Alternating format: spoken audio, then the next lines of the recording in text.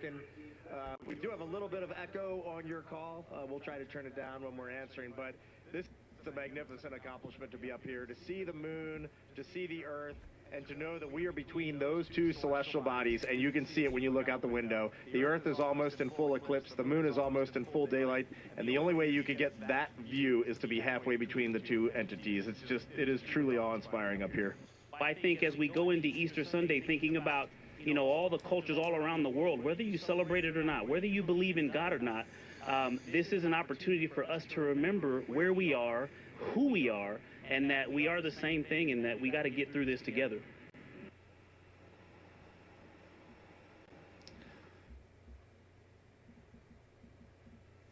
This is Artemis Mission Control at Johnson Space Center in Houston, Texas. We have now reached exactly 3 days since the launch of Orion.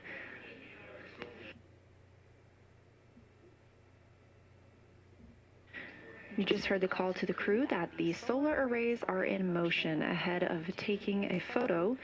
We're looking to get a picture of the crew in the windows of Orion.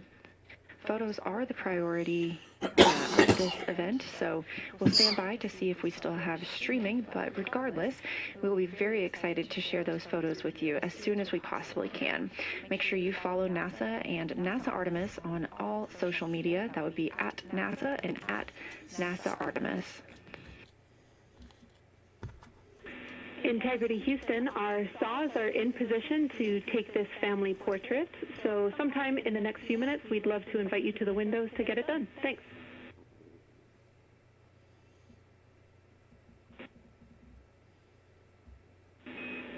All right, everybody, we're taking the picture, so say cheese and stay still for about 30 seconds while we perform this photography bracket from the saws.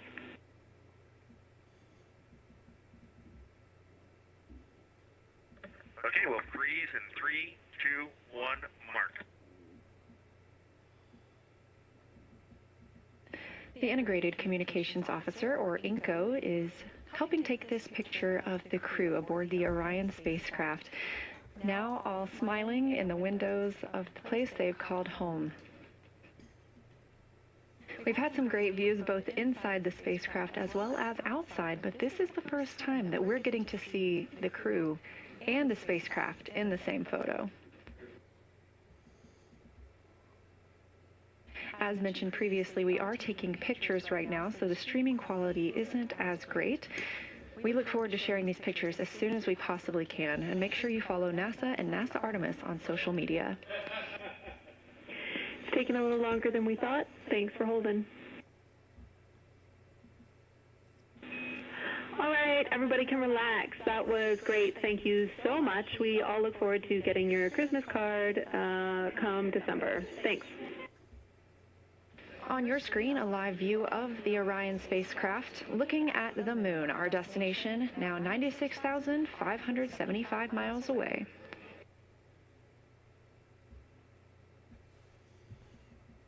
On the left side of your screen is Canadian Space Agency astronaut Jeremy Hansen, and to his right, NASA astronaut Christina Cook. During this demonstration, the crew will be able to manually pilot Orion once again and test its 6 degree of freedom and 3 degree of freedom. If you look closely in the background, you can see NASA astronaut and pilot Victor Glover filming part of this demonstration.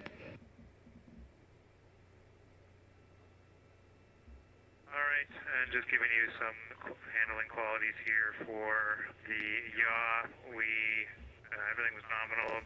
I noted that with this orb mount, it does have some play in it as we knew, and so just applying some downward force to try and make sure you don't get coupling is required, but that's fine, that's workable. And then we had a little bit of coupling and roll, in both in the same direction on that one. So we had about 4 degrees of roll through the 20 degrees of yaw.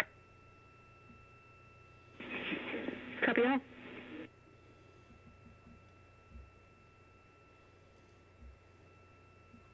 Okay, we just finished the 3 DOF maneuvers. The rates all seem the same, the response seemed the same. It is difficult to tell whether you might be might have some cross-coupling from the RHC or if it's from the vehicle, but we were pretty convinced in the last roll one that the coupling that showed up, which was 4 degrees, was coming from the vehicle and not the RHC. So the vehicle overshot by 7 degrees once it was released from the yaw left, and then it built up very slowly, built up a rate, and it looks like it's trying to take it back to where the RHC was released, but it's overshooting again.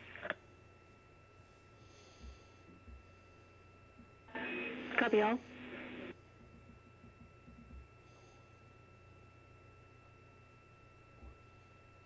And Jenny, we are going to switch pilots now. This will be myself in the seat and making comments. Copy. We're following the swap. Thank you. And currently on your screen, you can see CSA astronaut Jeremy Hansen and NASA astronaut Christina Cook swapping places as they continue through the manual piloting developmental flight test objective. Again, they are performing several different attitude maneuvers to compare 6 degrees of freedom and 3 degrees of freedom attitude control on the spacecraft. 6 degrees of freedom refers to the 6 ways that a spacecraft moves. There are 3 translational degrees of freedom, forward, backward, up and down, and left and right, and 3 rotational degrees of freedom, which are roll, pitch, and yaw. Okay, I'm going to make a comment on the pitch up. There was some roll there. I tried a different technique where I actually kind of held the orb mount at the high end of its play rather than pressing down at the low end since I was pitching up. But I think that actually made it a little bit harder to keep the roll coupling out. So for pitch down, I'll go ahead and hold it at the bottom of its play. So in this, again, in the direction, in this case, of the pitch. Copy all. And Houston, we have some Earth and Moon viewers here who are putting in requests for different motions so that they can see things in the window. We're seeing them in the camera views, and we're enjoying it. Look at those scientists go.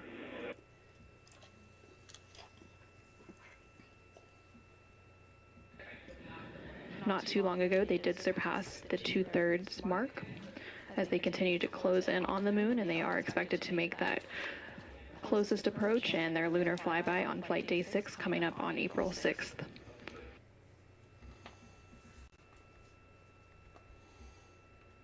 Absolutely. One of the neat things that I'm seeing right now is in the sort of largest Mare field, the one that sort of makes up most of the very western side of what you can see on the near side.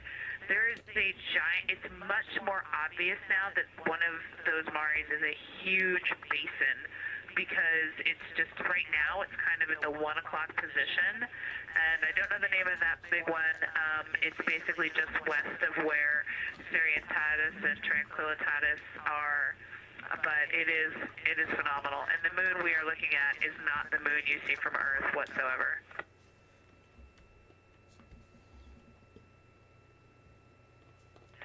And Victor is absolutely mesmerized by Orientale through the 400 lens. He says that not only in Orientale, but all around the basin, you can actually see the terrain. It's not an albedo change. It's not shadows. You can actually just tell that they are terrain features of the multi-ringed crater there.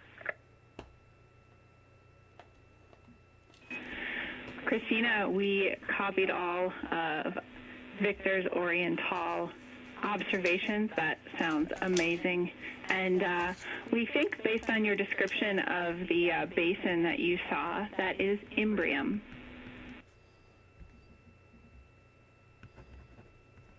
Yes, that sounds right.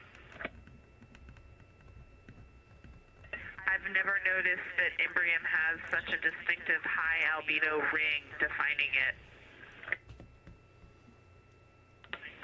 Also worth mentioning, we do apparently have a full moon. We can't detect any terminator at all. It looks like full limb all the way around. And Jackie, we got Jeremy on there just for a minute before his PAO event. He's just got to look at this. As soon as I put my hands on the 400, it's just, you know, I'm not one for hyperbole, but it's the only thing I could come up with. Just seeing Tycho, there's mountains to the north. You can see Copernicus, Rainier Gamma. It's just everything from the training, but in 3 dimension, and absolutely unbelievable. This is incredible. Kathy Moonjoy. And Houston, I can tell you that Christina now has the 400 millimeter, and she also is the queen of hyperbole. It's incredible. Wow. Kathy, Christina doing her best read impression at the window. Yeah, I just wanted to make one kind of correction to what I mentioned before. I do think that we have a terminator. It is on the far western edge. It's not actually a limb.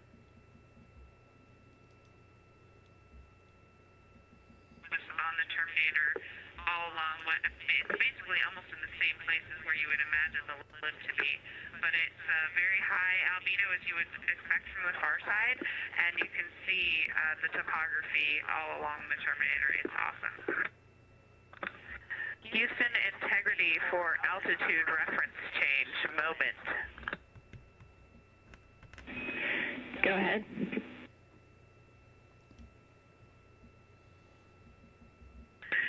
Jackie, with that incredible viewing behind us of our destination in the near term, we hereby change our DU PFD altitude reference from Earth to Moon.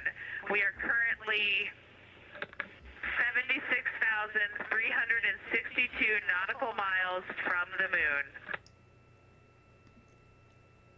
And from Earth, we had been 168,000 nautical miles. Houston, copies.